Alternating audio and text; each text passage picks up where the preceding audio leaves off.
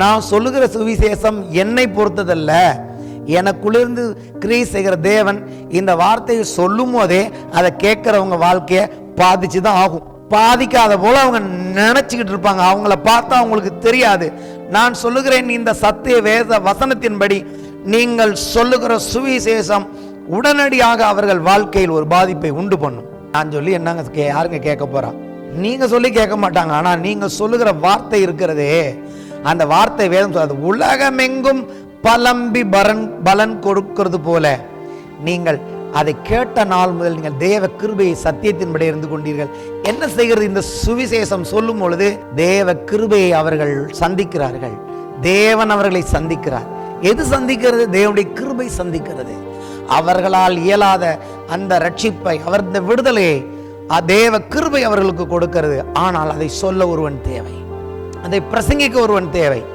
ஆகவே தான் இதை பிரசங்கிக்கிறவனுக்கு இவ்வளவு பிரச்சனை. இங்க இன்னொருத்தன் இருக்கான், இப்பிரபஞ்சத்தின் அதிபதி என்ன பண்ணுகிறான்? அவருடைய மனதை கூடாக்குகிறான். அவன் கூடாக்குறாங்கிறதுனால இதுக்கு வல்லமை இல்லைன்னு அர்த்தம் இல்ல. உலகத்தில் இருக்கிற அவன் அவருடைய மனதை கூடாக்குவான் என்று சொன்னால், அவர்களை சிருஷ்டித்த தேவன் அந்த குருட்டாட்டத்திலிருந்து அவர்களை விடுதலையாக்க இயேசுவின் ரத்தம் அதை விட வல்லமையா இருக்கிறது. கூடாக்குறான்னு சொல்லி நம்ம பயப்படக்கூடாது. அவன் கூடாக்குனாலும் அவனுக்கு விரோதமாக இந்த ரத்தத்தின் வல்லமையினாலே நாம் இந்த சுவிசேஷத்தை பிரசங்கிக்கும் போது நிச்சயமாகவே I challenge you, the gospel has the power to impact their life. ஏதோ ஒன்றை செய்யத்தக்க வல்லமை உள்ளது சுவிசேஷம் என்று சபை விசுவாசிக்கும் வரைக்கும் அது பலன் கொடுக்க முடியாது. Definitely it will do something in their life. அவங்க அப்படியே ஒரு மாதிரி இருப்பாங்க, எந்த ரியாக்ஷனும் இல்லாமல் இருப்பாங்க. எந்த ரியாக்ஷனும் வெளியில தெரியாது. உள்ள ஒரு ரியாக்ஷனை செய்கிறவர் தேவன். இல்லைன்னா இது தேவையே கிடையாது. I challenge you. I don't want this book. எனக்கு இந்த புத்தகம் தேவையில்லை. இந்த புத்தகமும் இந்த வார்த்தையும் ஒருத்தவங்க வாழ்க்கையில ஒண்ணுமே செய்யாதுன்னா இது எனக்கு வேண்டாம். ஆனா இது ஏன் எனக்கு இது வேணும், ஏன் எனக்கு பிடிச்சிருக்குன்னா, இது என் வாழ்க்கையில முதல்ல என்ன செஞ்சிருக்குன்னு எனக்கு தெரியும். என் வாழ்க்கையில இது பலன் கொடுக்கிறது. அப்போ இதை நான் பிரசங்கிக்கும் போது இதை கேட்கிறவர்கள் வாழ்க்கையில் நிச்சயமா இது பலன் கொடுக்கும். உலகத்தில் இருக்கிறவர்களையும் எண்ணில் இருக்கிறவர் பெரியவர். கொஞ்சம் புளித்தமா 3 படி மாவை இன்ஃப்ளூயன்ஸ் பண்ணுகிறது போல தேவனுடைய ராஜ்யம், நீங்கள் கொஞ்சோண்டு மாவெடுத்து அவங்க வாழ்க்கையில போட்டீங்கன்னா அவங்க வாழ்க்கை முழுவதையும் அவர்களை அது இன்ஃப்ளூயன்ஸ் பண்ணும். நீங்கள் பாதிப்பை உண்டு பண்ணும்படி உண்டாக்கப்பட்ட புளித்த மாவுக்கு ஒப்பாக இருக்கிறீர்கள். நீங்க இருக்கிற இடத்துல நீங்க சும்மா இருந்தா கூட மாவு சைலண்டா, எப்படி மாவு சத்தம் போட்டுக்கிட்டே புளிக்க வைக்குது? எங்கேயாவது சத்தம் கேட்குதா? மாவு புளிக்குதுன்னு காலையில புளிச்சிருது இல்ல? அதுபோல் நீங்க தூங்கி விழிக்கிறதுக்குள்ளவே நீங்க இருக்கிற இடத்தை உங்கள் மூலமாய் தேவன் மாற்ற அவர் வல்லவராக இருக்கிறார். இன்னைக்கு தேவை விசுவாசம் தான். நம்மளை பார்க்கறத விட்டுட்டு நமக்குள்ள இருந்து கிரியை செய்கிறவரை பார்க்க ஆரம்பிக்கும் போதுதான் நம்ம மாற்றங்களை பார்க்க முடியும். மாயை பாராதபடி என் கண்களை அதற்கு விளக்கியறலும் இப்படி ஆவியானவர் என்னை உயிர்ப்பிக்கட்டும்.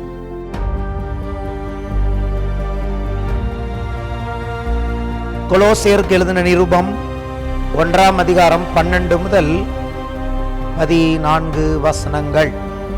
ஒளியில் உள்ள பரிசுத்தவான்களுடைய சுதந்திரத்தில் பங்கடைவதற்கு நம்மை தகுதியுள்ளவர்கள் ஆக்கினவரும் இருளின் அதிகாரத்தினின்று நம்மை விடுதலையாக்கி தமது அன்பின் குமாரனுடைய ராஜ்யத்துக்கு உட்படுத்தினோருமாயிருக்கிற பிதாவை ஸ்தோத்தரிக்கிறோம். குமாரனாகிய அவருக்குள் அவருடைய இரத்தத்தினாலே பாவ மன்னிப்பாகிய மீட்பு நமக்கு உண்டாயிருக்கிறது. விசுவாசத்தை குறித்து நான் போய்த்து வருகிறேன். அதிலும் விசேஷமாக நம்முடைய ரட்சிப்பில் என்னென்னலாம் நடந்திருக்கிறது, தேவன் இந்த ரட்சிப்பின் மூலமாக நமக்கு என்னென்ன காரியங்களை செய்திருக்கிறார், இதை ரிவ்யூ பார்க்கணும். அதுதான் கிறிஸ்தவ போதனையின் சாராம்சமாக இருக்கிறது. ஏன்னா விசுவாசம் என்பது நம்பப்படுகிறவைகளின் உறுதியும் காணப்படாதவைகளின் நிச்சயம். ஒரு பெரிய காரியத்தை நம்ம என்ன கத்துக்கணும்னா, நம்முடைய தேவன் ஆவியாய் இருக்கிறார்.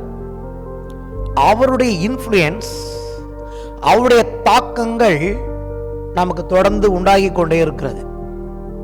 என்னைக்கு நீங்க கிறிஸ்துவுக்குள் வந்தீங்களோ அந்த நொடி பொழுதிலிருந்து ஆவிக்குரிய உலகத்தின் தாக்கத்தின் கீழே நாம் வாழ்ந்து கொண்டு இருக்கிறோம். அதை நம்மளால பார்க்க முடியலைங்கிறதுக்காக எந்த தாக்கத்தையும் தேவன் நம்ம மேல அவர் செய்யலன்னு அர்த்தம் இல்லை. தேவன் தொடர்ந்து பரிசுத்த ஆவியானவர் மூலமாக உங்கள் வாழ்க்கையிலும் என்னுடைய வாழ்க்கையிலும் ஒரு காரியத்தை தேவன் செயல்படுகிறார். ஆமேன். கர்த்தர் செயல்படுகிறவராக இருக்கிறார். அதுதான் நீங்கள் நானும் புரிந்து கொள்ள வேண்டும் என்று தேவன் விரும்புகிறார். உபவாச ஜெபத்தில் ஆண்டவர் பேசின வார்த்தை என்ன? உபாகமம் அருமையான புஸ்தகம். அங்கே எழுதியிருக்கிறது, இந்த 40 வருஷம் அளவும் ஒரு தகப்பன் தன் பிள்ளையை சுமந்து கொண்டு வருகிறது போல தேவன் உங்களை சுமந்து கொண்டு வந்ததை பார்த்திருக்கிறீர்களே அப்படிங்கிறார் மோசே. எங்கேயாவது தேவன் அவங்களை அப்படியே தூக்கி தோளில் போட்டு போனது மாதிரி அவங்க பார்த்தாங்களா? ஆனால் அவர் சொல்றாரு, நீங்க உங்க தேவன் சுமந்து கொண்டு வந்ததை பார்த்தீர்களே. பார்க்க முடியும், பார்க்கணும். என்ன நடந்தது? அவங்க போட்டு போன பாதரட்சை தேவையில்லை. இயற்கையின் பிரமாணம் என்ன? இயற்கையின் பிரமாணம் என்ன? நீங்கள் நான் ஒரு செப்பலோட வாழ்ந்துகிட்டு இருக்கோம். அப்பப்போ ஷூ செப்பல்லாம் மாற்றிடும். ஏன்? அது தேஞ்சு போயிடும். ஆனால் இவங்க நடந்த கரடு முரடான வனாந்தர பாதையில் அவங்க பாதரட்சை தேலியாம். சரி, இயற்கையின் சூழ்நிலையின்படி நீங்கள் நானும் போட்டிருக்கிற வஸ்திரம் ஒரு நாள் போட்டாலே அதோடைய வேலை முடிஞ்சுது. சென்னை சிட்டிக்குள்ளே அப்படி போயிட்டு வந்தீங்கன்னா அந்த பொல்யூஷனில் வந்தோடனே ட்ரெஸ்ஸை கழட்டி போட்டுருணும். வனாந்தரத்தின் பாதையில் 40 வருஷம் நடந்திருக்காங்க. பழசா போகலைன்னா என்ன அர்த்தம்? அழுக்கா போகலை. அப்படியே அவங்களுடைய வஸ்திரம் அவங்க போட்டபடியே இருந்தாங்க. இது எதை காண்பிக்கிறது? இயற்கைக்கு அப்பாற்பட்ட விதத்தில், காணப்படாத விதத்தில் ஒருவர் அவர்களை சுமந்திருக்கிறார் என்பதை காண்பிக்கிறது. அப்ப இன்னைக்கு பரிசுத்த வேதாகமும் விசுவாசிக்கும்படி உங்களுக்கும் எனக்கும் எதை சொல்லுகிறதோ, காணப்படாத ரீதியில் சொல்லப்படுகிற அந்த வசனங்கள் காணப்படுகிற ரீதியில் உங்கள் வாழ்க்கையிலும் என்னுடைய வாழ்க்கையிலும் தாக்கத்தை உண்டு பண்ணுகிறவைகள் என்பதை நீங்கள் நானும் விசுவாசிக்க அழைக்கப்பட்டிருக்கிறோம். பொருளாதாரத்தை தேவனுடைய வல்லமை பாதிக்கிறது. சரீர சுகத்தை தேவ ஆவியானவருடைய வல்லமை பாதிக்கிறது. உங்கள் பிள்ளைகளுடைய வாழ்க்கையின் மேல் தேவனுடைய வல்லமை இருக்கிறது. உங்களுடைய வாழ்க்கையின் ஒவ்வொரு பகுதியிலும் தேவன் அவருடைய ஆளுகையும் அவருடைய இன்ஃப்ளூயன்ஸும் இருக்கிறது என்பதை நாம் விசுவாசிக்கும் போது அது அற்புதங்களை பெற்றுக்கொள்ள உதவுகிறது. அவர்கள் அவிசுவாசத்தினாலே தேவனை மட்டுப்படுத்தினார்கள் அப்படின்னு எழுதியிருக்கிறது. அப்போது நான் யோசிச்சு பார்த்தேன், எப்படி இவங்க அவிசுவாசத்தினால் தேவனை மட்டுப்படுத்தினாங்கன்னா, அவங்க வாழ்க்கையில் காணப்படுகிற ரீதியில் நிறைய காரியங்களை பார்த்தாங்க. காணப்படுகிற ரீதியில் அதான் உதாரணம். அப்போ அவங்களுக்கு தெரிஞ்சிருக்கணும்ல, அன்றாட வாழ்க்கையை வச்சு அவங்க புரிஞ்சிருக்கணும். என்னடா நம்ம வஸ்திரம் பழசே ஆகலையே. அவர்கள் கோத்திரங்களில் பலவீனப்பட்டவன் ஒருவனுமே இல்லை. எகிப்திலேருந்து புறப்பட்டதுலேருந்து போய் சேர்ற வரைக்கும் யாருக்கும் எந்த சிக்னஸும் வரல, ஒரு தலைவலி வரல, ஒரு ஃபீவர் வரல, எதுவுமே வரல. இதெல்லாம் எப்படி நடந்தது? அது எதை காண்பிக்கிறது? அவர்கள் யெகோவா தேவனுடைய ஆளுகையில் இன்ஃப்ளூயன்ஸின் கீழ் வந்தார்கள் என்பதை காண்பிக்கிறது. வெயில் அவர்களை சேதப்படுத்தவில்லை. அவர்கள் பகலிலே அவர் மேகஸ்தம்பமாக வந்தார். இரவு குளிர் அவர்களை சேதப்படுத்தவில்லை. அவர் அக்னி ஸ்தம்பமாக வந்தார். அந்த தேவனைத்தான் இன்றைக்கு நீங்களும் நானும் ஆராதிக்கிறோம். அன்றைக்கு அவைகள் எவ்வளவு சாத்தியமோ அந்த தேவனுடைய வல்லமையின் கீழ் நீங்களும் நானும் விசுவாசத்தோடு இருக்கும்போது அவர்களுக்கு எவைகள் சாத்தியமாக இருந்ததோ அதைவிட அதிகமான சாத்தியத்தை நமக்கு கொடுக்கிற தேவனாக அவர் இருக்கிறார். அதை தான் இன்னைக்கு நம்மளால் விசுவாசிக்க முடியலை. அதுக்கு தான் நம்ம போராட வேண்டியதாக இருக்கிறது. ஒரு முறை நாம் விசுவாசித்து அவருடைய பலன்களை வாழ்க்கையில் பார்க்க ஆரம்பித்து விட்டோம் என்று சொன்னால் தொடர்ந்து விசுவாசித்து கொண்டே இருப்பது நமக்கு எளிமையாக இருக்கும். அந்த இடத்துக்கு தேவன் இன்றைக்கு நீங்கள் நானும் வர விரும்புகிறார். புதிய ஏற்பாட்டில் பவுல் எழுதியிருக்கிற அநேக நிருபங்கள் எல்லாமே காணப்படாத ரீதியில் என்ன நடந்தது அப்படிங்கிறத குறித்து தான் இருக்கிறது. அதுதான் இந்த வசனத்தை நான் எடுத்து இப்போ உங்களுக்கு சொல்லுகிறேன். இங்கே என்ன இருக்கிறது, என்ன சொல்லுகிறேன்னா, இயேசுவின் ரத்தம்.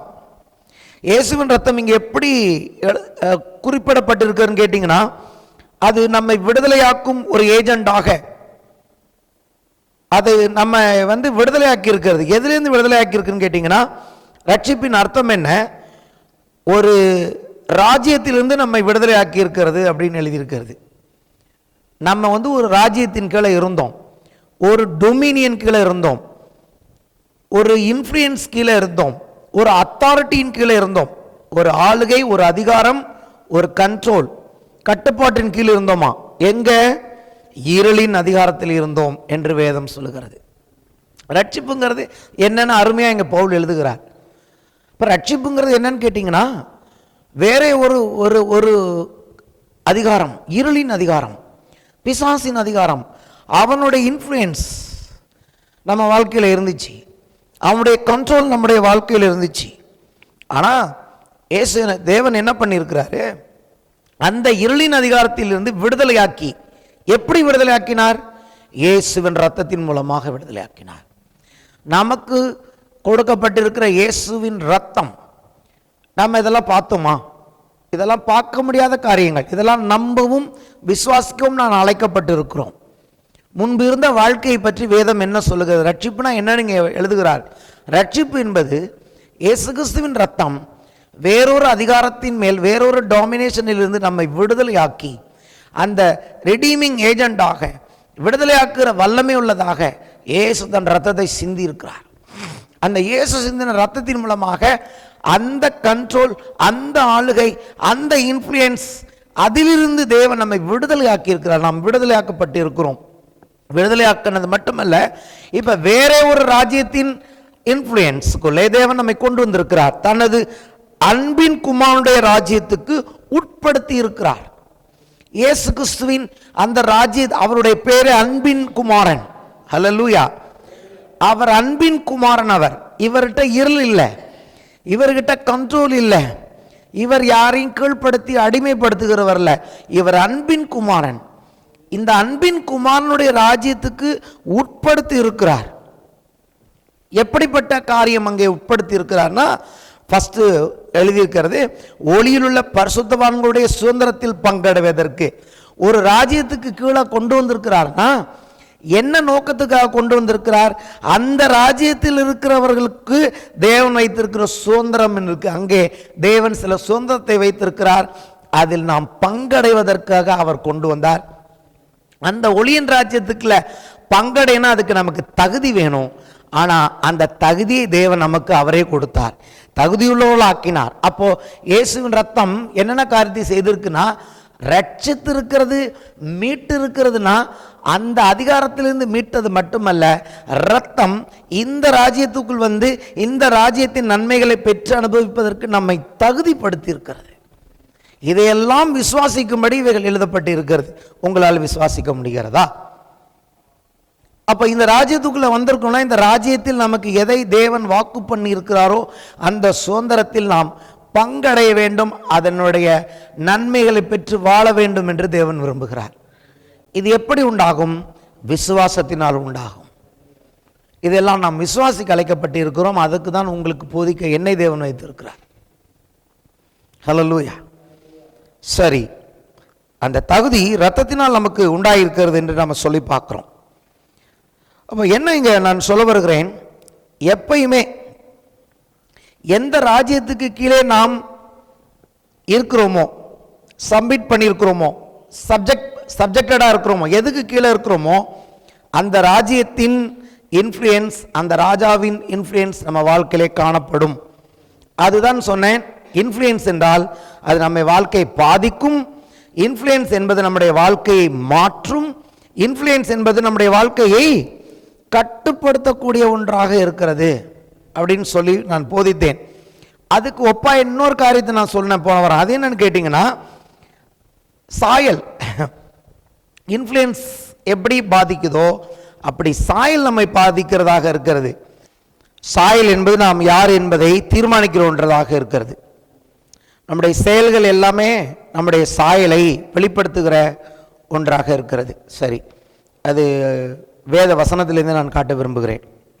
ஆதியாகமம் 1ஆம் அதிகாரம் 26 முதல் 28 வசனங்கள். பின்பு தேவன் நமது சாயலாகவும் நமது ரூபத்தின்படியும் மனுஷனை உண்டாக்குவோமாக, அவர்கள் சமுத்திரத்தின் மச்சங்களையும் ஆகாயத்து பறவைகளையும் மிருக ஜீவன்களையும் பூமி அனைத்தையும் பூமியின் மேல் ஊறும் சகல பிராணிகளையும் ஆளக்கடவர்கள் என்றார். முதல்ல சொல்றாரு, என் சாயலின்படி என் ரூபத்தின்படி மனுஷனை உண்டாக்குவோன்னு சொல்லிட்டு அடுத்து சொல்றாரு அவர்கள் ஆளக்கடவர்கள்ங்கிறாரு. அப்ப என்ன அர்த்தம்? எல்லாவற்றின் மேலும் ஆளுகை செலுத்துவது தேவனுடைய சாயல்.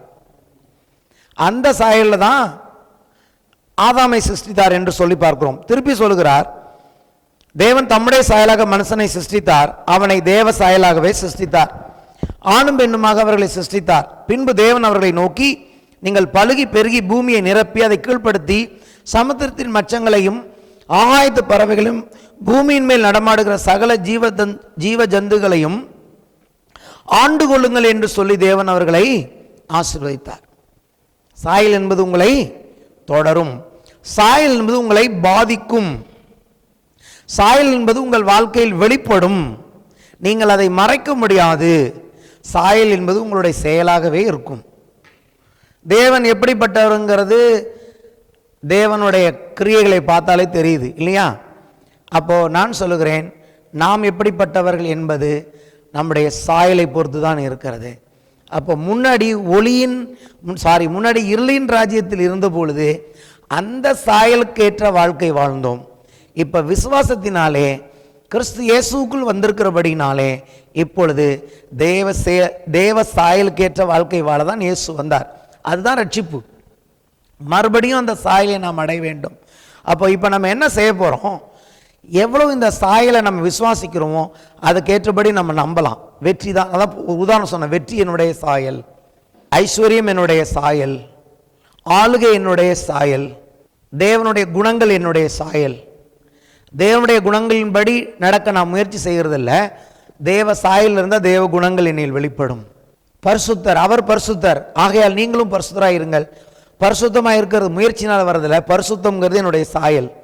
நான் விசுவாசன்னா கர்த்தர் பரிசுத்தராக இருக்கிறான்னா நானும் பரிசுத்தமாக தான் இருக்க முடியும்.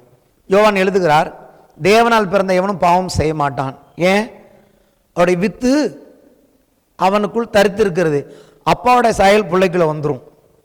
அப்போது விசுவாசங்கிறது நான் கண்டுபிடிச்ச ஒரு அற்புதமான காரியம் இந்த கடைசி காலத்தில் என்னன்னு கேட்டிங்கன்னா, விசுவாசம் என்பது தேவனுடைய சாயலை நாம் கவனிப்பதில் உண்டாகிறது.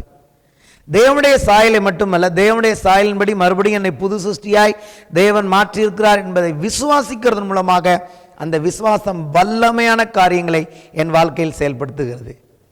அந்த விசுவாசத்தின் வல்லமை என்ன பண்ணுகிறது? என் வாழ்க்கையின் என் சாயலை மாற்றி தேவனுக்கு ஒப்பான சாயலாக மாற்றுகிறது. ஏன்னா வேதத்தின் ஆரம்பமே சொல்லுது, அவர் சொன்னார், என் சாயலின்படி, நம்முடைய சாயலின்படி, ரூபத்தின்படி அவனை உண்டாக்கணும். அது ஆணுக்கு மட்டுமல்ல, பெண்ணுக்கும் அப்படி தான் சொல்லப்பட்டிருக்கிறது. தேவ சாயலாகவே சிருஷ்டித்தார், அவர்களை ஆணும் பெண்ணுமாக சிருஷ்டித்தார். அப்போ ஆண்கள் பெண்கள் எல்லாருமே எப்படி உண்டாக்கப்பட்டிருக்கிறார்? தேவ சாயல். அப்போ தேவனுடைய குணங்கள், தேவன் எப்படி இருக்கிறாரோ அப்படி நம்மால் வாழ முடியும். எப்போ முடியும்னா, முயற்சினால் அல்ல, விசுவாசத்தினாலே. என்னை கர்த்தர் அவர் சாயலில் தான் இவ்வளோ கஷ்டப்பட்டு இயேசு ரத்தம் சிந்தி இவ்வளோ அடிகள் வாங்கி கல்வாரில் மறித்து உயிரோடு எழுந்தது எதுக்குன்னா, நான் அந்த சாயலை மறுபடியும் அடையும்படியாக ஆவியானவர் எனக்குள்ளே கொடுத்துருக்கிறார். ஆவியானவர் என்ன பண்ணுறாரு? என் எண்ணங்கள் அதை பேசிகிட்டே இருக்கிறாரு. அப்பா, நீ இந்த சாயல்ப்பா, நீ இப்படி தான்ப்பா இருக்கணும், நீ ஏன் புள்ளப்பா, தேவனுடைய பிள்ளை என்று அவர் நம்மை கொடுத்து சாட்சி கொடுத்து கொண்டே இருக்கிறார். எதுக்கு சாட்சி கொடுக்கிறார்னா, சாயலை அடையும்படியாக சாட்சி கொடுக்கிறார். நாம் மகிமையின் மேல் மகிமை அடைந்து மறுரூபமாகிறோம். இதற்கு ஆதாரமாக இருப்பது நம்முடைய எண்ணங்களே. ஒரு மனிதனுடைய இருதயத்தின் எண்ணங்கள் எப்படி இருக்கோ அப்படி தான் அவன் இருப்பான். அப்போ சாயலை தீர்மானிப்பது எண்ணங்கள். தேவனுடைய வார்த்தையின்படி எண்ணங்களை மாற்றும் பொழுது நிச்சயமாகவே பெரிய ரிசல்ட்டை நம்மால் பார்க்க முடிகிறது. கர்த்தர் தொடர்ந்து இடைப்பட்டு கொண்டே இருக்கிறார். தேவன் நம்மிடத்தில் எதிர்பார்ப்பது சாயல். இன்னும் சில வசனங்களை உங்களுக்கு நான் காண்பிக்க விரும்புகிறேன். 2 கொரிந்தியர் 4ஆம் அதிகாரம் 3 முதல் 4 வசனம் ஏற்கனவே பார்த்தோம். இன்னும் கொஞ்சம் அதை பற்றி பேச விரும்புகிறேன். எங்கள் சுவிசேஷம் மறைபொருளாக இருந்தால் கெட்டு போகிறவர்களுக்கு ஏது மறைபொருளாக இருக்கும்? தேவனுடைய சாயலாக இருக்கிற கிறிஸ்துவின் மகிமையான சுவிசேஷத்தின் ஒளி அவிசுவாசிகளாகிய அவர்களுக்கு பிரகாசமாயிராதபடி பிரபஞ்சத்தின் தேவனானவன் அவர்கள் மனதை குருடாக்கினான். அப்போ சொல்றாரு, சுவிசேஷங்கிறது என்னன்னு கேட்டிங்கன்னா தேவனுடைய சாயலை பற்றிய விஷயம்தாங்கிறார். அவ்வளோதான். சுவிசேஷமே எதை பற்றி தான்? தேவனுடைய சாயலை பற்றியது தான் சுவிசேஷம். அது ஒரு வெளிச்சம். அந்த வெளிச்சம் யாருக்காவது மறைக்க முடியுமா? வெளிச்சம் மறைய முடியாது. ஆனால் அந்த வெளிச்சம் சிலருக்கு மறைபொருளாக இருக்குதான். எப்படி அவர்களுக்கு மறைபொருளாக இருக்க? கெட்டு போகிறவர்களுக்கு அது மறைபொருளாக இருக்கிறது. ஆனால் எங்களுக்கோ அது மகிமையாக இருக்கிறது.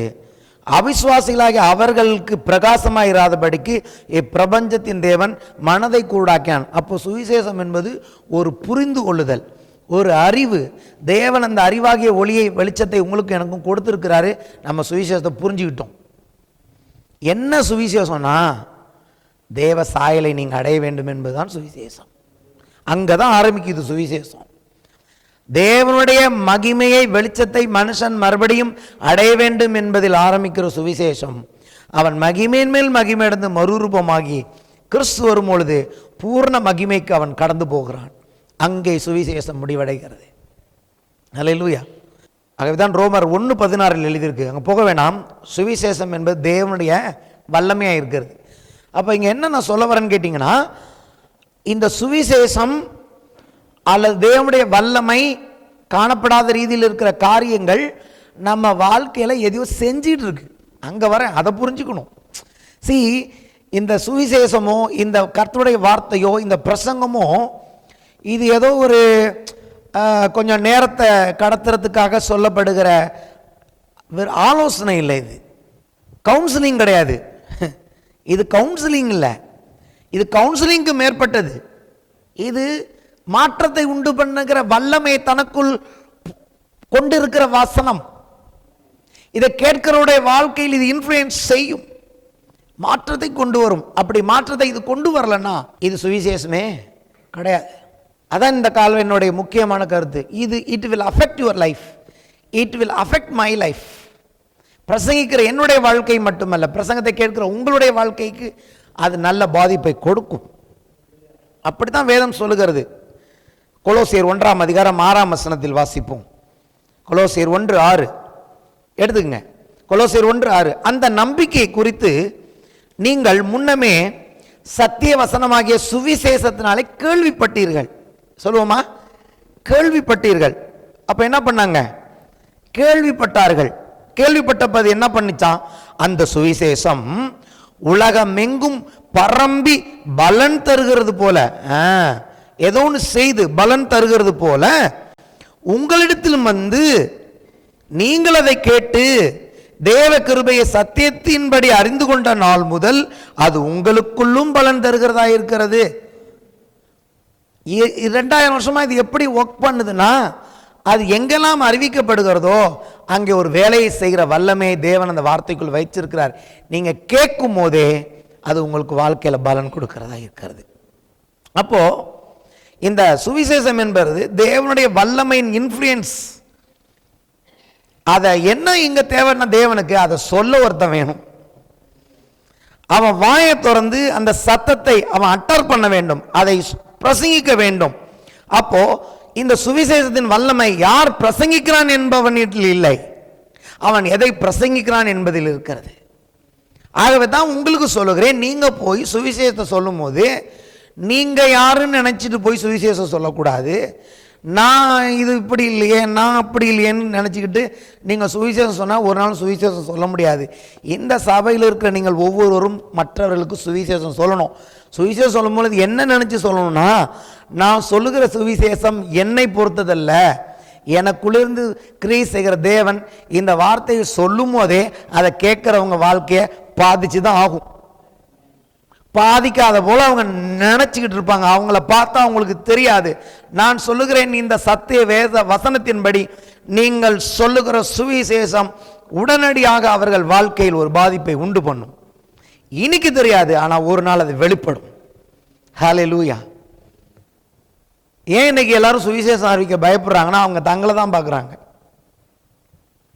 நான் சொல்லி என்னங்க யாருங்க கேட்க போறா? நீங்க சொல்லி கேட்க மாட்டாங்க. ஆனால் நீங்க சொல்லுகிற வார்த்தை இருக்கிறதே, அந்த வார்த்தை வேதம் சொல்றது உலகமெங்கும் பலம்பி பலன் கொடுக்கிறது போல நீங்கள் அதை கேட்ட நாள் முதல் நீங்கள் தேவ கிருபையை சத்தியத்தின்படி இருந்து கொண்டீர்கள். என்ன செய்கிறது? இந்த சுவிசேஷம் சொல்லும் பொழுது தேவ கிருபையை அவர்கள் சந்திக்கிறார்கள், தேவன் அவர்களை சந்திக்கிறார். எது சந்திக்கிறது? தேவனுடைய கிருபை சந்திக்கிறது. அவர்களால் இயலாத அந்த ரட்சிப்பை, அவர் இந்த விடுதலையை தேவ கிருபை அவர்களுக்கு கொடுக்கிறது. ஆனால் அதை சொல்ல ஒருவன் தேவை, அதை பிரசங்கிக்க ஒருவன் தேவை. ஆகவே தான் இதை பிரசங்கிக்கிறவனுக்கு இவ்வளோ பிரச்சனை. நீங்கள் வந்து வேறெல்லாம் சொல்லுங்கள், சமையல் பிரசங்கம் பண்ணுங்க, சமையல், அழகு குறிப்புகள், எக்ஸசைஸு, இன்னும் எவ்வளோ இருக்குது, நல்ல காரியங்கள் இருக்குது, கெட்ட காரியங்கள் இருக்குது. இதெல்லாம் சொன்னால் மக்கள் நிறைய பார்க்குறாங்க, நிறையா அதை வந்து ஏற்றுக்கொள்ளுறாங்க. ஏன் இதை சொன்னால் மட்டும் அவங்களுக்கு ஏற்றுக்கொள்ள அவ்வளோ கடினமாக இருக்குன்னா, இங்கே இன்னொருத்தன் இருக்கான், இப்பிரபஞ்சத்தின் அதிபதி என்ன பண்ணுகிறான், அவருடைய மனதை கூடாக்குகிறான். அவன் கூடாக்குறாங்கிறதுனால அது இதுக்கு வல்லமை இல்லைன்னு அர்த்தம் இல்லை. உலகத்தில் இருக்கிற அவன் அவருடைய மனதை கூடாக்குவான் என்று சொன்னால், அவர்களை சிருஷ்டித்த தேவன் அந்த குருட்டாட்டத்திலிருந்து அவர்களை விடுதலையாக்க இயேசுவின் ரத்தம் அதை விட வல்லமையாக இருக்கிறது. கூடாக்குறான்னு சொல்லி நம்ம பயப்படக்கூடாது. அவன் கூடாக்குனாலும் அவனுக்கு விரோதமாக இந்த இரத்தத்தின் வல்லமையினாலே நாம் இந்த சுவிசேஷத்தை பிரசங்கிக்கும் போது நிச்சயமாகவே ஐ challenge you, the gospel has the power to impact their life. ஏதோ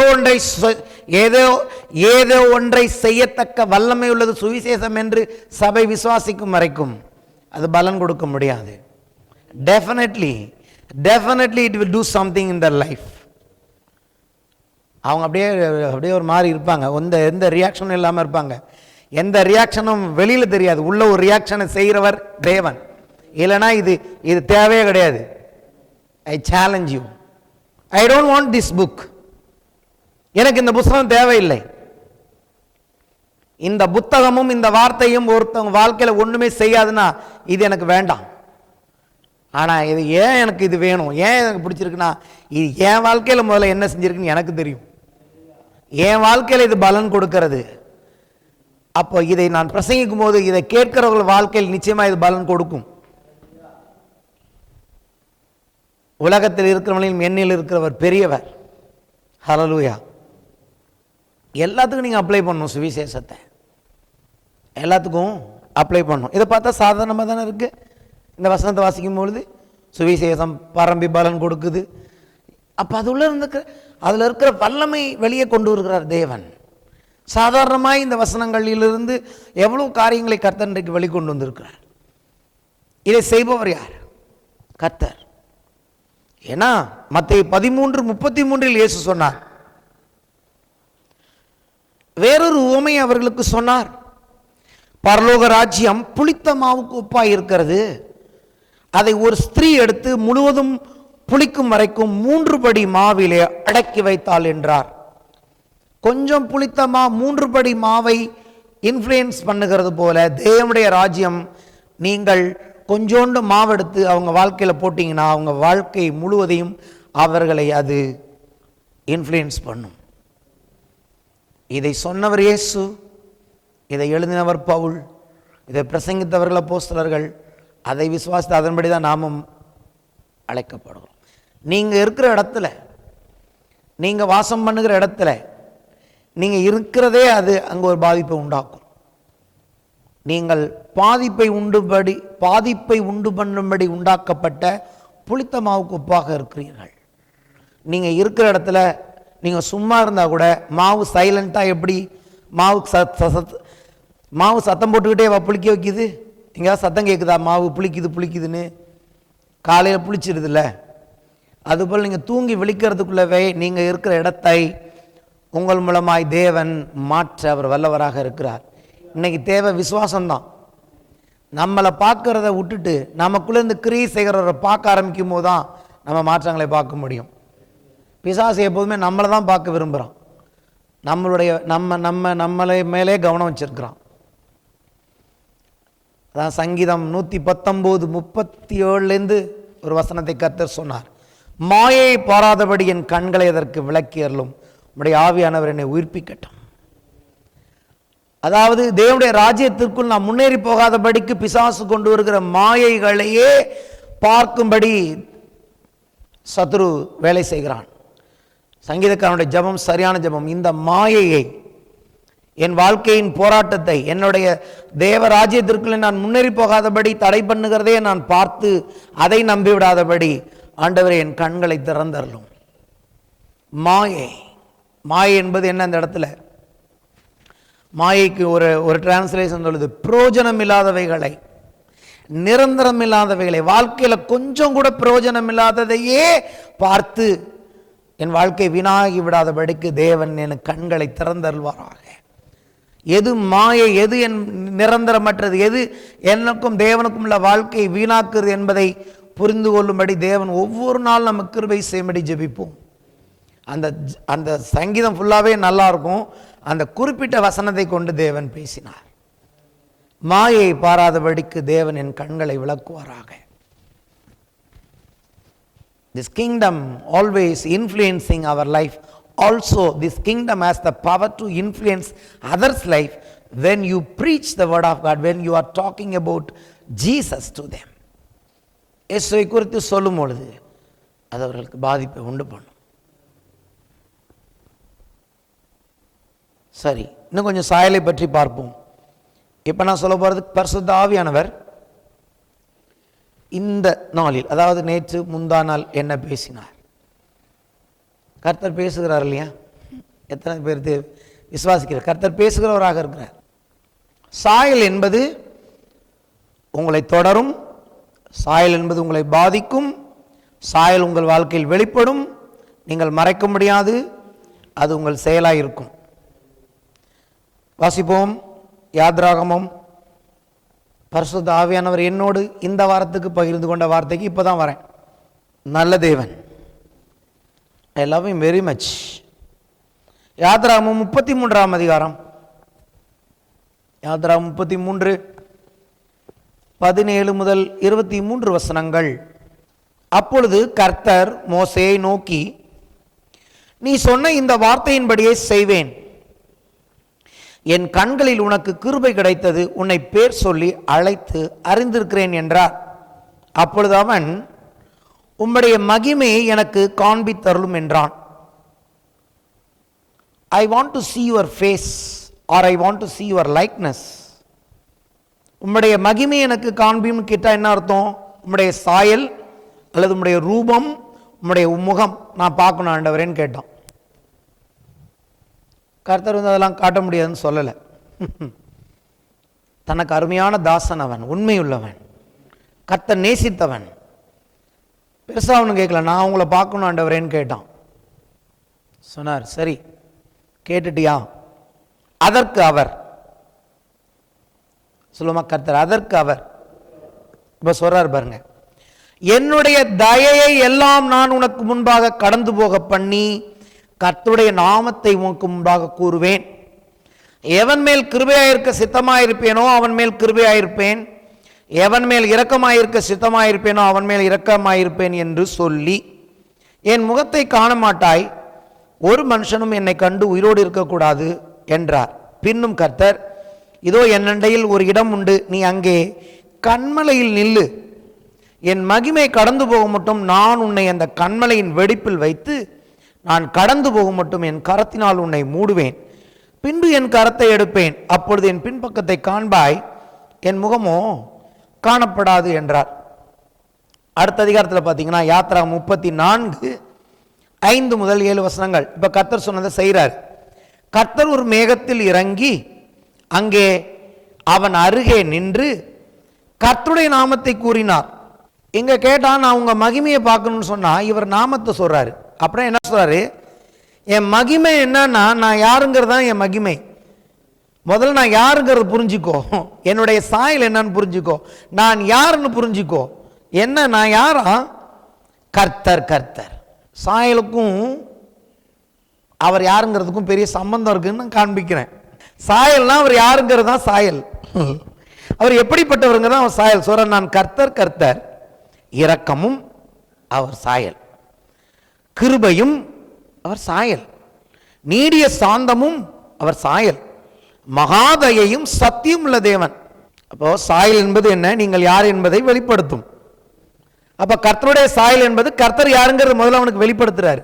நம்ம அதான் நான் சொன்னேன், சாயல்ங்கிறது என்னமோ ஒரு வித்தியாசமானது இல்லை. சாயல் என்பது அவர்கள் யார் என்பதை வெளிப்படுத்தும், மறைக்க முடியாது. இங்க கர்த்தருடைய சாயலை பார்க்க ஒருவன் கேட்கிறான். கர்த்தர் சொல்றாரு சாயலை காண்பீங்கன்னா பேரை சொல்லிட்டு இருக்காரு. அதான்ப்பா என் பேர் தான்ப்பா என் சாயல். கர்த்தர் யெகோவா தேவன் என்பதுதான் என் சாயல். இப்போ என் சாயல் நீ பார்த்துட்டே வா, சொல்றாரு,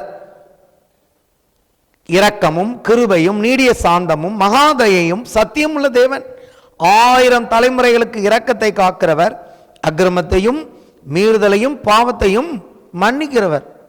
இதெல்லாம் தானே செஞ்சிட்டு இருக்காரு, இதானே செஞ்சிட்டு இருக்காரு. அதான் அவருடைய சாயல்.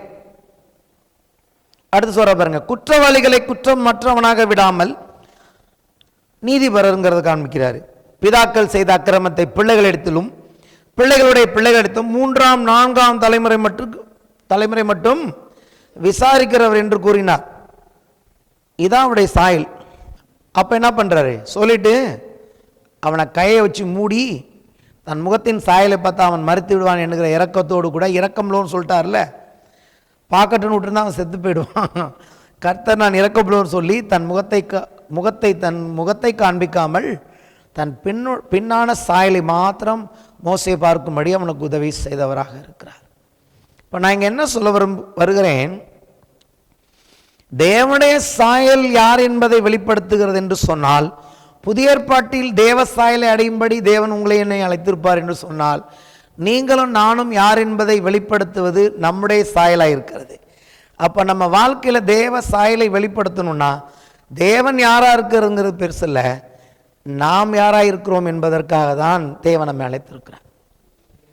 தன்னுடைய ரூபத்தின்படியும் தன்னுடைய சாயலின்படி உண்டாக்கினான் ஆதியாகமத்தில் சொன்னார்னா, யாத்ராகமத்தில் மோசையிட்ட தன்னுடைய சாயலை வெளிப்படுத்தினார்னா, அப்போ நம்ம அங்கே பார்க்கிறது, மோசை பார்த்தது கர்த்தருடைய சாயல். ஆனால் நீங்களும் நானும் பார்க்கறது, நான் சொல்கிறேன், நம்முடைய சாயல். அவருடைய சாயலுக்கும் நம்முடைய சாயலுக்கும் ஒரு பெரிய வித்தியாசமே கிடையாது. ஆனால் அவர் கர்த்தர், அவர் சர்வ வல்லமை உள்ளவர், அவர் சர்வஞானி, அதெல்லாம் அவருடைய குணாதிசயங்கள். ஆனால் சாயல் வரும்போது தேவன் எப்படிப்பட்டவராக இருக்கிறாரோ அப்படிப்பட்டவர்களாக தான் நம்மை அழைத்திருக்கிறார். அதுக்கு தான் ரட்சிப்பே கொடுத்திருக்கிறார். இது ஆண்டவர் பேசினப்போ எனக்கு ரொம்ப சந்தோஷமாக இருந்தது. இங்கே எடுத்து தான் பவுல் எழுதுகிறார், அதாவது மகிமையின் மேல் மகிமை அடைந்து மறுரூபமாகிறோன்னு போடுறாருல, அதை இந்த பகுதியிலேருந்து தான் எடுக்கிறாரு. ஆவியானவர் அந்த முக்காட்டை நீக்கி இருக்கிறாரு, விடுதலை கொடுத்திருக்கிறான்னு சொல்றாரு. அதை இந்த பகுதியில் இந்த யாத்திராகமம் 34 வாசிச்சுட்டு தான் அங்கே பவுல் எழுதுகிறார். நம்ம தொடர்ந்து வாசிக்கிறோம் பாருங்க. யாத்திராகம் 34 28 முதல் 35 வசனங்கள். அங்கே அவன் அப்பம் புசியாமலும் தண்ணீர் குடியாமலும் இரவும் பகலும் 40 நாள் கர்த்தரோடு இருந்தான். 40 நாள் ஒரு மனுஷன் தண்ணி குடிக்காம சாப்பிடாம எப்படி இருக்க முடியும்? ஏன்னா தேவனுடைய இன்ஃப்ளூயன்ஸ் அவன் சரீரத்தின் மேல் இருந்தது. அப்போ மனுஷன் அப்பத்தினால் மாத்திரமல்ல, தேவனுடைய வாயிலிருந்து புறப்படுகிற வார்த்தையினால் பிழைப்பான் என்று எழுதியிருக்கிறபடி, ஒரு மனுஷன் அப்பம் பூசியாம தண்ணி குடிக்காம இருக்கணும்னா சும்மா இருந்தால் செத்துருவான். உபவாசம் என்பது என்ன? தேவன் அங்கே இன்ஃப்ளூயன்ஸ் பண்ண வேண்டும், கர்த்தர் நம்முடைய பலனாய் மாற வேண்டும். இல்லாட்டி அதாவது கர்த்தர் பலனாக இருக்கிற உபவாசத்தை நான் பார்த்துருக்கிறேன், கர்த்தருடைய பலன் இல்லாமல் என்னுடைய பலனாக இருக்கிற உபவாசத்தையும் பார்த்துருக்கேன். கொஞ்ச நேரம் தான் செத்துருவோம். அப்படி ஒன்று இருந்ததுன்னா அப்போ என்ன அர்த்தம்? அன்னைக்கு கர்த்தருடைய பலன் இல்லை. கர்த்தருடைய பலன் இருந்தால் அது பிரமாதமாக போயிட்டுருக்கும். அதுதான் அவர் நம்மேல் அசைவாடுகிறார் என்பதை, அதாவது என்னென்ன அவர் ஆவிக்குரிய விதத்தில் நம்ம வாழ்க்கையில் பாதிக்கிறாரோ அதை நம்ம சரீரத்தில் பார்க்க முடியும். மோசேயின் சரீரத்தில் தேவனுடைய இன்ஃப்ளூயன்ஸ் இருந்ததுக்கு அடையாளம் என்ன? 40 நாள் சாப்பிடவும் இல்லை, 40 நாள் தண்ணி குடிக்கல, ஆனால் அவன் சரீரம் பர்ஃபெக்டாக இயங்கி கீழே வந்தார் என்று சொல்லி பார்க்கிறோம். ஹல்லேலூயா. ஆரோனும் அப்ப என்ன நடக்குது பாருங்க. அவன் 10 கற்பனைகளாகிய உடன்படிக்கையின் வார்த்தைகளை பலகைகளில் எழுதினான். மோசே சாட்சி பலகைகள் 2ஐயும் தன் கையில் எடுத்துக்கொண்டு, ஏன்னா ஏற்கனவே தூக்கி போட்டு உடச்சிட்டார் கோவத்தில், இப்போ 2வது வாட்டி போய் எழுதிட்டு வர்றாரு. மோசைக்கே கோவம் வந்துச்சு. உலகத்திலே சாந்தம் உள்ளவன் என்று சொல்லப்பட்ட மோசையின் கோவம் தூக்கி போட்டு உடைச்சாருன்னு பார்க்குறோம். என்னத்த கர்த்தர் எழுதி கொடுத்தது தூக்கி, கர்த்தர் ஒன்றுமே சொல்ல, திருப்பி வா, ஏன்னா அது நீதியான கோபம் என்பதை தேவன் அறிந்திருந்தார். கர்த்தர் எழுதி கொடுத்தது, பரலோகத்தின் தேவன் எழுதி கொடுத்த பலகையை ஒருத்தன் தூக்கி போட்டு உடைச்சான். உடைச்சான். ஏன்னா கீழே பார்த்தா அங்கே அப்படி ஒரு பெரிய கொடுமை நடக்குது, விக்கிரக ஆராதனை நடக்குது, எல்லாம் நிர்வாணமாக நின்று ஆடிக்கிட்டு இருக்கான். உடைப்பானா உடைக்க மாட்டானா? உடைச்சான். அது போயிட்டு போகுது. இப்போ 2வது வாட்டி பலகை எடுத்துட்டு வர்றாரு. தன் கையில் எடுத்துக்கொண்டு சீனாய் மலையிலிருந்து இறங்குகிற போது தன்னோட அவர் பேசினதாலே தன் முகம் பிரகாசித்திருப்பதை அவன் அறியாது இருந்தான். அவனுக்கு தெரியல இன்ஃப்ளூயன்ஸ் ஆயிட்டேன், கர்த்தருடைய மகிமையை முகத்தில் இன்ஃப்ளூயன்ஸ் ஆயிருக்குன்னு அவனுக்கு தெரியல. கண்ணாடியில் பார்க்கல மோசைட்ட கண்ணாடி இல்லை, கர்த்தரை பார்த்துட்டு இறங்கி வராரு. ஆரோனும் இஸ்ரேல் புத்திரரும் எல்லாரும் மோசையை பார்க்கும் பொழுது அவன் முகம் பிரகாசித்திருப்பதை கண்டு அவன் சமீபத்தில் சேர பயந்தார்கள். பயந்துட்டு இருக்காங்க அவங்க. மோசே அவர்களை அழைத்தான். அப்பொழுது ஆரோனும் சபையில் உள்ள பிரபுக்கள் யாரும் அவனிடத்திற்கு திரும்பி வந்தார்கள். மோசே அவர்களோடு பேசினான். பின்பு இஸ்ரேல் புத்திரர் எல்லாரும் அவனிடத்தில் சேர்ந்தார்கள். அப்பொழுது அவன் சீனாய் மலையில் கர்த்தர் தன்னோடு பேசினவை எல்லாம் அவர்களுக்கு கற்பித்தான். மோசே அவர்களோடு பேசி முடியுமளவும் தன் முகத்தின் மேல் முக்காடு போட்டிருந்தான். மோசே கர்த்தருடைய சந்நிதியில் அவரோட பேசும்படிக்கு உட்பிரவேசித்தது முதல் வெளியே புறப்பட்டு வரைக்கும் முக்காடு போடாதிருந்தான். உள்ளே போனால் கர்த்தர்ட்ட முக்காடு போட மாட்டான். கர்த்தர்ட்ட முக்காடு போடணும்னு அவசியம் இல்லை. வெளியில் வந்து இவங்க பயப்படுறாங்கிறதுக்காக முக்காடு போட்டுக்கிட்டான். அப்போ என்ன அர்த்தம்? ஒருத்தன் உள்ளே போயிட்டு வந்திருக்கிறாங்கிறதுக்கு என்ன என்ன என்ன ப்ரூஃபு? மோசேயின் முகத்தில் காணப்பட்ட மகிமை தான் அவன் தேவனோடு தான் பேசுவாங்கிறதுக்கு ப்ரூஃபாக இருந்தது. அதான் சொல்கிறேன், தேவனுடைய இன்ஃப்ளூயன்ஸ் அங்கே மோசேயின் முகத்தில் காணப்பட்டது. அவன் வெளியே வந்து தனக்கு கற்பிக்கப்பட்டதை இஸ்ரேல் புத்திரோடு சொல்லும் பொழுது இஸ்ரேல் புத்திரர் முகம் பிரகாசித்திருப்பதை கண்டார்கள். மோசே அவரோடு பேசும்படி உள்ளே பிரவேசிக்கும் வரைக்கும் முக்காட்டை திரும்ப தன் முகத்தின் மேல் போட்டுக்கொள்வான். அப்போ என்ன அர்த்தம்? கர்த்தருடைய வார்த்தையை ஒருவன் போதிக்கும் போது அவன் போதிக்கிற வார்த்தைகள் எப்பொழுது மக்கள் அதை கேட்பார்கள், எப்பொழுது மக்களுடைய வாழ்க்கையில் மாற்றத்தை உண்டாக்கும் என்று சொன்னால், அவன் தேவ சமூகத்தில் தேவனத்திலிருந்து அதை கேட்டிருப்பான் என்று சொன்னால், அந்த இன்ஃப்ளூயன்ஸ் அதை கேட்கிறவர்களுக்கு உண்டாகும். ஆகவே தான் புதிய ஏற்பாட்டில் எழுதியிருக்கிறது, அது கேட்கிற ஒவ்வொருக்குள்ளும் பலன் கொடுக்கும், அவர்களை பாதிக்கும். மோசேயின் வார்த்தைகள் அவர்களை பாதித்தது. அவர்கள் அதற்கு கீழ்ப்படிந்தார்கள். மோசேக்கு கீழ்ப்படிந்தார்கள்னா என்ன காரணம்னா, அவங்க மோசையை பார்த்து பயந்த காரியம் என்னன்னா, மோசேயின் முகத்தில் இந்த மகிமை இருந்தது. அன்னைக்கு அந்த மகிமை அப்படி இருந்திருக்கும்னா இன்னைக்கு நமக்குள்ளே இருக்கிற மகிமை எவ்வளவு பெரிதாக இருக்கிறது. அப்போ நான் என்ன சொல்ல விரும்புகிறேன்னா, இந்த புதிய ஏற்பாட்டின் மகிமையை புரிந்து கொள்ள அந்த மகிமைக்கேற்றபடி நாம் நம்மை சரி செய்து கொள்ள தேவன் அழைக்கிறார். ஹல்லேலூயா. புரிந்து கொள்ளுதலினாலும் இவைகளை நீங்கள் கேட்டு விசுவாசிக்கிறதுனாலும் உங்கள் வாழ்க்கையில் மறுரூபம் உண்டாகிறது, என் வாழ்க்கையில் மறுரூபம் உண்டாகிறது. மாயை விட்டு பாராதபடிக்கு நாம் நம்மை வேறுபடுத்திக் கொள்கிறோம். எந்த ஒரு காரியமும் தேவன் அழைத்த அழைப்பையும் தேவன் மேல் வைத்திருக்கிற அன்பை விட்டு பிரியாதபடி நாம் காத்து கொள்வதற்கு, கர்த்தரோடு தொடர்ந்து நடப்பதற்கு நமக்கு தேவையான விசுவாசத்தை இந்த வார்த்தை கொடுக்கிறது. தேவன் பாதிப்பை உண்டு பண்ணுகிறவராக இருக்கிறார். தேவனுடைய ராஜ்யம் புளித்த மாவு போல நம்மை பாதிக்கிறதாக இருக்கிறது. அது நம்மை மட்டுமல்ல, நம் மூலமாய் யாருக்கு அதை சொன்னாலும் பிசாசு சொல்லுவான், நீ சொல்லி அவன் கேட்க மாட்டான், நீ சொல்லி ஒன்றும் அவன் நடக்க போகிறது கிடையாது, நீ என்னதான் சொன்னாலும் அவன் மாற மாட்டான் அப்படின்னு சொன்னான். அதுதான் பொய். ஏன்னா அவனுக்கு தெரியும் இவன் சொல்கிறதுல மாற்றம் வரும்னு. அந்த மாற்றம் வருங்கிறத நீங்கள் நான் விசுவாசிக்காம அவன் பார்த்துக்கிறான். ஆனால் வேதம் சொல்லுகிறது மாற்றம் வரும். முதல்ல அது நம்ம வாழ்க்கையில் ஒரு மாற்றத்தை கொண்டு வருவதாக இருக்கிறது. ஹல்லேலூயா. நம்ம அதை அனுபவிக்கும் போது நம்ம தைரியமாக மற்றவர்களுக்கு அதை பிரசங்கிக்க முடியும். இன்னும் ஒன்று ரெண்டு வசனங்களை நான் வாசித்து இன்னைக்கு முடிக்கிறேன். கொலோசியர் 3ஆம் அதிகாரம் 9 முதல் 10 வசனங்கள் சொல்லுவோமா? சாயல் என்பது வெளிப்படும், பாதிக்கும், மறைக்க முடியாது. கொலோசியர் 3ஆம் அதிகாரம் 9 முதல் 10 வசனங்கள். ஒருவருக்கொருவர் பொய் சொல்லாதிருங்கள். அப்போ பொய் சொன்னால் என்ன அர்த்தம்?